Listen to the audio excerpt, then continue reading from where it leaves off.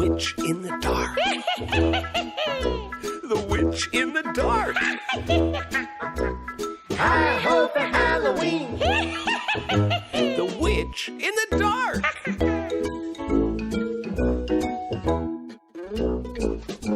The witch scares a bat. Squeak, squeak, squeak, squeak, squeak. The witch scares... Yeah, this is a movie that came out, and the happiest of Halloweens to you once again. I have one more little extra treat for you this spooky, scary season, that being a very brief look at whatever the hell this is. On top of the fact that this is a little bit more of a bite-sized video compared to the monster that is my Slender Man critique, this film isn't exactly packed to the rim with riveting stuff to talk about. On the contrary, a lot of it is a bunch of nothing happening with a bunch of characters that are either insanely moronic or just terrible people. Or both. So therefore, this is going to be a little bit more condensed than normal, and we're going to skip over the boring bits and the character development this movie attempts to convey, while focusing more on what's actually worth talking about. The Wretched is a film that follows the exploits of Ben. Ben is a boy who breaks into people's houses to steal their Vicodin and spies on his neighbors while they're having sex. Neither of these traits are addressed as the movie proceeds. Also, Mallory is a character that exists, and the movie tries to push her as a love interest. She doesn't really contribute a lot. I wore an orange wig to school all of 4th grade, and I made everybody call me by my stage name, Dakota Star Crush. Why? Why'd you stop? Because the wig started to smell like butt. Well, wash it, bitch! Oh, lemon? Gross. It's all about the strawberry and the cherry. Just took the one off the top, you bitch. Yeah, dude, just break your other hand punching her in the face. Regardless, we open our film with 80s babysitter person who walks straight into the house of the kid she's supposed to be babysitting, even though it doesn't even look like anybody's home right now. As is the golden rule of any introductory character in a horror film, she is immediately lured into the basement by spooky noises before encountering this. Would you be going down these stairs, Tana? Probably not. Though I suppose if I had a family member I cared about and I was wondering where the fuck they were, I might have called the police. Or a family member. Is this somebody she's babysitting for? Oh. Yeah, nope.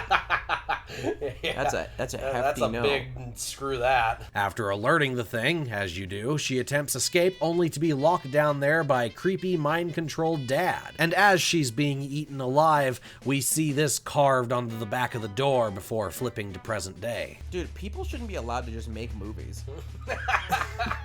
So a couple things off the bat that are worth noting. First off, it's important to note that Witch Lady here has the ability to wear the skin of the people that she kills.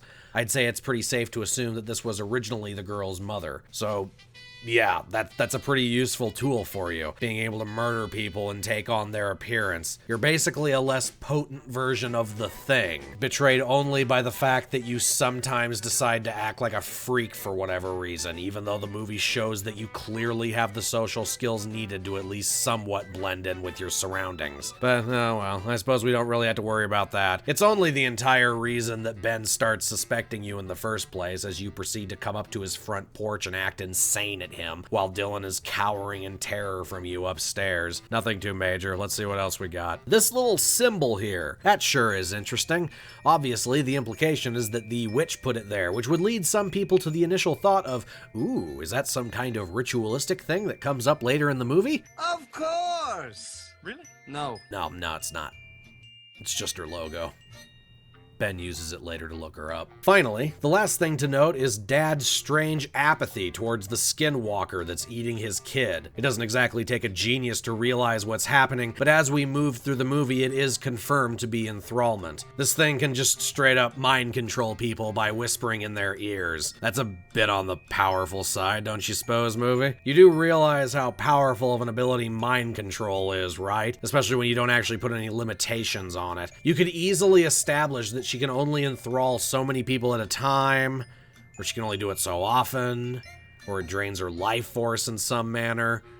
But no, nothing like that is ever portrayed. You can just walk right up to people at any given point and whisper some sweet nothings to them, which gains you a crappy little minion. I mean, as long as you're sure, movie. As long as you know what you're getting yourself into with this. Because beating this moron just became 100 times more difficult for our young lad here. Especially when you take into consideration that she could easily just enthrall him. Ah well, I'm sure you'll take all of that into account. And so we follow the events of Ben and subsequently his neighbors that he spies on. We're introduced to Lily, a mother that thinks that an elk she hits with her truck is still going to have good meat in it. How the fuck did she get that into her truck? She didn't fucking drag that thing. Really, she didn't drag that thing. She hit it with her truck apparently. And the truck What? How? Yeah. And the truck has no damage to it. The truck has no damage. Yep. How the hell did she get that thing in there? I'll wait. Yeah. I don't That know. is not a light animal. No. People don't understand. I had to drag one of those things for 2 miles. I was sleepy. Yeah. Dragging. Like, I needed a hand getting it into a truck. After we gutted it, she didn't gut it yet. Yeah. And by the way, Impact, all that stuff goes jelly, and that is not good meat anymore. And I bet she wouldn't know. And I bet she would just be like, oh no, it's black, it's fine. Oh, it smells gamey, it's gonna be delicious. And then they eat poison and die. That's the true horror of this movie. Nobody addresses this because it's how we get the spooky shot of the witch crawling out of the corpse, because I guess we wanted a spooky shot of the witch crawling out of an elk corpse. Not sure how the hell she managed to get in there, or if the implication of it is that she can steal the skins of animals too, but spooky shot, I guess. Then hears her after the fact and proceeds to go trespassing because of it. Miraculously, he doesn't get instantly shot. You could literally just say, by the way, raccoon under your house. Yeah. Because now you just look like a retard. Alright, let's see. Not wasting my time on any of this. This is stupid. Ben's a terrible person. Oh, hey, look, he said he was going to come to dinner with his dad and his girlfriend, proceeded to ghost him so he could go to a party. That's not a cliche or anything. So you made a big deal about the thing to your dad. Yeah. And now you're going to blow them off. Yep. And the stupid thing is, he's not going to... Just go tell your dad, hey, I actually just got a chance to go, like... make friends. Like, this is we need to reschedule. This is not that hard. Moving right along through this. Oh, here we go. This scene's interesting. So while Lily and her son Dylan are going on a nice little hike, they apparently get separated at one point, wherein Dylan finds a tree with a hole dug underneath it. From the darkness, he begins hearing the voice of his mother calling to him, asking for help, but quickly becoming more agitated and angry as he doesn't get closer to the tree. Just as a hand is starting to reach out, Lily finds him and the two head off. Initially, the thought that occurs is, Ren is trying to save herself some time by just going full trapdoor spider, trying to lure her prey in with the good old voice impersonation technique. But as the movie goes on, we realize that, oh, wait, that doesn't work. Apparently, she has to do all this nonsense, because the whole implication is that she feeds on the forgotten, whatever that means. And that in and of itself opens up a whole new can of worms, so my god, this is more substantial than I originally thought. Let's get started. Basically, what we can come to with this is that this is useless. Because even if Dylan decides to be a genius and go visit the local house made out of candy, the witch still has to come out and play dress up with the family if she wants the full course meal. If we're looking at this from outside of the narrative, this is the excuse the movie gives us on why she hangs out after she's already eaten both of the kids she was targeting. From within the narrative, she apparently has to make people forget about the kids that she eats, which in turn allows her to I don't know, feed off the forgotten, I guess. I guess this does more for her, so it's something that she does after the fact. Gotta run. Gonna miss my charter. Oh, someone needs a shower. Hey, pick up your mom. Okay, cool. So you're just retarded and don't realize your wife looks ragged as fuck for no reason. Yeah, covered in dirt and crap and yeah. But it's the process that she uses to make this idiocy work that's the part that's worth discussing. Apparently, the spell only works so long as she has a group photo of the family that she's targeting. Basically, she needs to scratch out the faces of the people whose memory she's wiping while leaving the forgotten untouched. Then she needs to keep the photo intact or else the whole thing just stops working. Wow, that's... damn. How did you do this before photography was invented? Yeah, it's a little bit of a whoopsie daisy. The druidic witch thing needs modern technology in order to perform her magic correctly. I feel there's a bit of a conflict there. I also love how she keeps the photos on the property that she's on. You'd think she'd take them down to her little pocket dimension under the tree where they're a bit more difficult to get at, especially considering it's apparently an important part of her little dumbass grocery shopping excursion. As it stands, she doesn't even put them in the house where casual trespassers would miss them. She puts them in the cellar, surrounded by obvious ritualistic crap. Dear God, lady, I sure hope nobody ever starts suspecting you of being evil at any point, because apparently it takes no more than a casual surface level analysis to figure it out. That's a great idea. A great idea. You suck. Oh, my arm hurts. Oh yeah, it's broken. I forgot that it there's more to it than just having a cat. What? What? Bolt cutters no worky. Me hit. Oh, work. Easy there, grug. Both of the kids in this family just vanished into thin air, and the father is acting like he doesn't remember either of them. On top of this, the mother is acting like a freak out of nowhere and constantly going down into the cellar. Do I call the police and request a wellness check like a logical human being would, or do I commit myself to breaking and entering so that I can confirm my suspicions to only myself and make myself look insane to everyone I try to tell about it, while at the same time painting a gigantic target on the back of my head to the woman I am currently suspecting is a witch? What do you suppose our young lad Ben here chose to do? Here's what you do. You call the police and say that the kid is missing. There's record of him. It's not just fucking, oh no, my parent, the parents say he doesn't exist, so he doesn't exist. No, there's a birth record. He was at the marina. Everybody else knows about him. The mother didn't fuck everybody to forgetfulness. Get out of here. Switching sides now, our little weirdo comes to the realization that acting evil in front of the neighbors after both your kids have disappeared may tend to draw some level of suspicion on you. Thankfully, you have the early warning system of the fact that this kid is about as subtle in his suspicions as a rampaging herd of elephants, especially given that the crappy love interest has already been filled in and is proceeding to provoke you because she doesn't fully believe it yet. And so we have a very brief opportunity here before Genius Boy decides he's going to start attempting to get into your way. Luckily, you have the advantage of goddamn mind control, so clearly this insect won't be an issue for you, right? What say you, the wretched? Oh, you're gonna move the memory ritual thing from the cellar to the attic. Okay. That's not really what I was expecting. Oh, you stole the dad's girlfriend's skin. When the hell did you have the opportunity to do that? You were still standing off in the distance like a freak when Ben came home here. How the hell did you ditch that body, kill the girlfriend, and slip on her skin in between then and the point where you stupidly give yourself away? That's a bit of a gap in the timeline.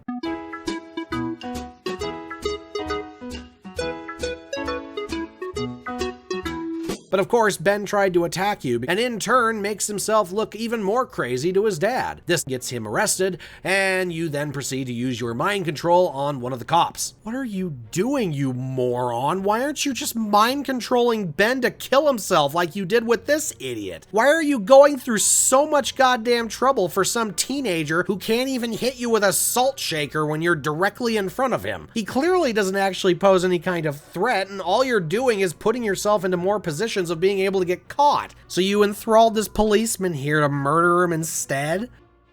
Okay, fair enough, I guess. That isn't severely more work than what I suggested or anything, but I guess it comes out to the same result though, huh?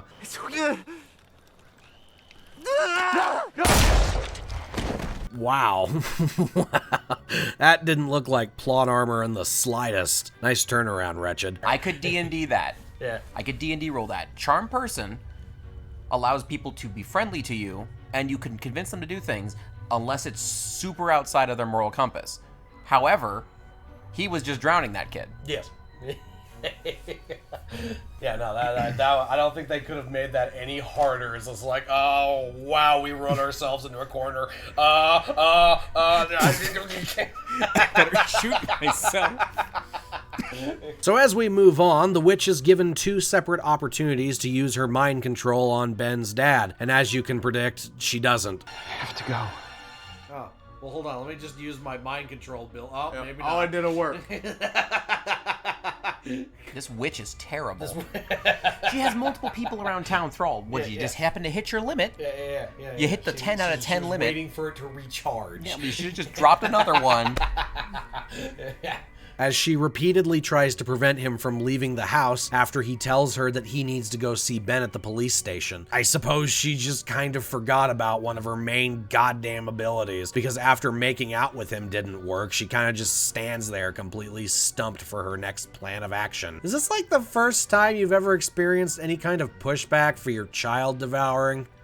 Because it rather looks like you don't know how to handle it at all. Oh, you're gonna let the dad go exploring on the neighbor's property, huh? I'm sure that won't carry any negative repercussions for you.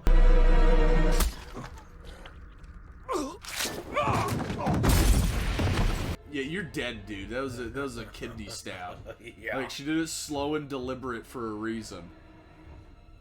Do you think the effigy burning is gonna be a problem? Because, like, she would know that, wouldn't she? Yeah, she would. So as we get the creepy fight scene, Ben comes to save his dad, wherein the place gets burned down, which subsequently destroys a picture of his family, revealing the twist that the witch had made them forget about a family member as well. And now, all of a sudden, Ben has a brother. A brother that he now has to go save, because we're too close to the characters just escaping. We need a new hook to get us to the big climax. Oh, God, I thought there was, like, I thought we were in, like, I thought it was over. I thought, like, at the effigy, and I thought it was gonna burn, and she was gonna go, "Ah!" And he was gonna take his dad to the hospital, and everyone was gonna remember, and he was no longer gonna be crazy. Fuck. So, okay, floor's collapsing right from underneath our feet, but let's examine this. So, first off, this moron had even more of a reason to use her enthrallment on these idiots, because she was actually targeting them to begin with. Also, way to introduce a brand new character 10 minutes before the climax movie, all for the sake of a cheap gotcha to the audience with the whole, oh, he had a brother the whole time. I know there really aren't a lot of ways that you could have done this and kept this stupid twist for the audience, but this wasn't it, guys. This honestly just feels like the writers were saying to themselves, huh, we need to get him to the tree hole thing for the finale. Add in a brother for him to go save. Like, I don't know anything about this kid. He's a complete stranger to me. I knew more about Dylan, honestly. All I can garner about this kid is that he likes to draw. That really narrows the archetype down, doesn't it? The morons in Slender Man were more fleshed out than this. At least Hallie had track. Maybe if you would have at least thrown in some hints through the movie that a kid was living with them, then this twist wouldn't come across as so incredibly jarring and weird. And I'm not counting these idiotic flashbacks.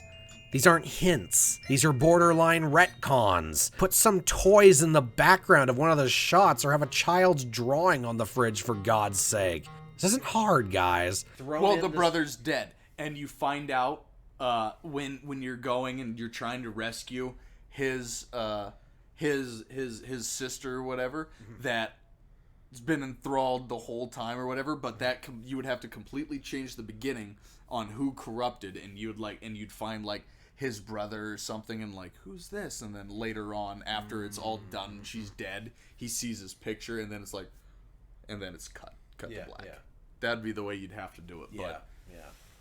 They need to have something. They need to have more than the old woman making a stupid comment that doesn't have context. You're quite the little artist, aren't you? Yeah.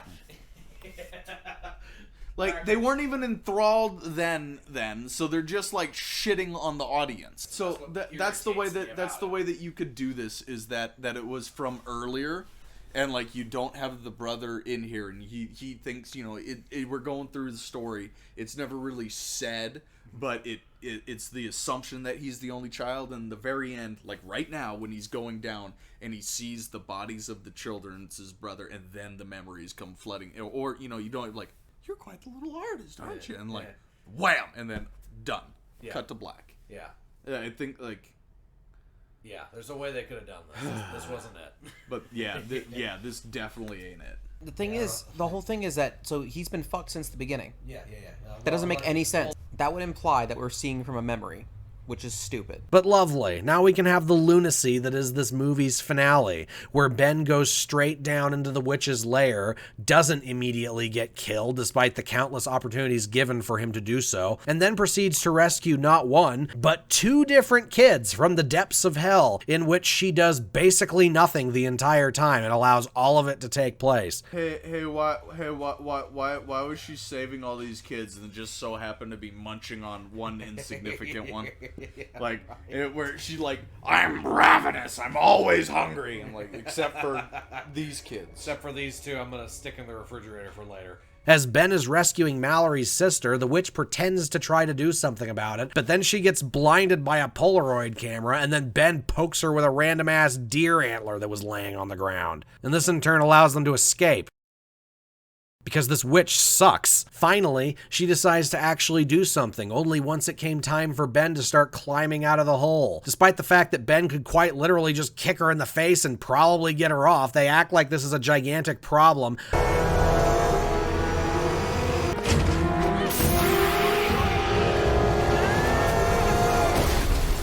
Like, what if they didn't get out of the way in time?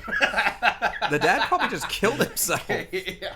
Dear God, this movie fell apart quick. Holy crap. How the hell did you manage to drive this goddamn truck here through the woods with a hole in your kidneys? Not only that, sure is a good thing that Ben and Mallory got out of the way before you hit the tree, huh? That certainly would have been a bit awkward, but it's okay because they threw some salt in her face like they should have done to begin with, and then they ran the truck into her. And then we're left with the final shot of, oh, but is she actually dead? Because Ben realized that the flower that Mallory gave him in the end was a fake one. So she might be the witch now. Because obviously the magical creature born out of wood and nature kills nature when she's close to it. Even though you would have absolutely no reason to think that this is the case, and there isn't even any evidence to really back it up other than the movie wants you to think it. Mallory just grabbed a random flower that someone else left for her and went on her merry way. She didn't specifically pick it out, it was just there. A little bit on the circumstantial side for us to be instantly assuming burn the witch. What's more, you'd think that if Mallory were the witch and were still continuing to operate under the impression that she's not just using her mind control on Ben for whatever reason, that she wouldn't want to then do something that would incur suspicion on her once again. You'd think that she'd want to stay a little bit on the low side, considering that she's saying goodbye to him here. The only person that can apparently stop her. The opioid addict. You're the only person that has enough plot armor to not get fucked by my weird powers that don't make any sense. But I guess she's the witch now, so... okay. I guess if anyone ever offers you a plastic flower, you can instantly assume they're evil. Burn the witch and all, I suppose.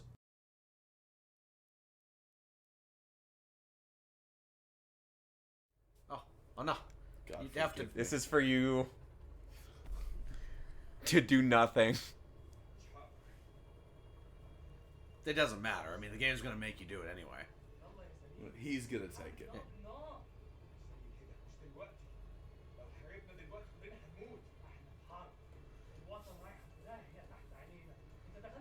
He's gonna sit here and argue about whether or not they should shoot the RPG. Trigger. Oh my God, and you're gonna do it anyway. Yeah! Not if I miss! I'll shoot the ground! It's gonna make you redo it. Probably. Do I kill the American? I wasn't on it. I was trying to make my decision. No, he's gonna do it. Yep. No, the game is just like, no, the story is going to happen. You can't even fail. Your actions have consequences. That the game's gonna go, no, it's my actions. What are these gun noises?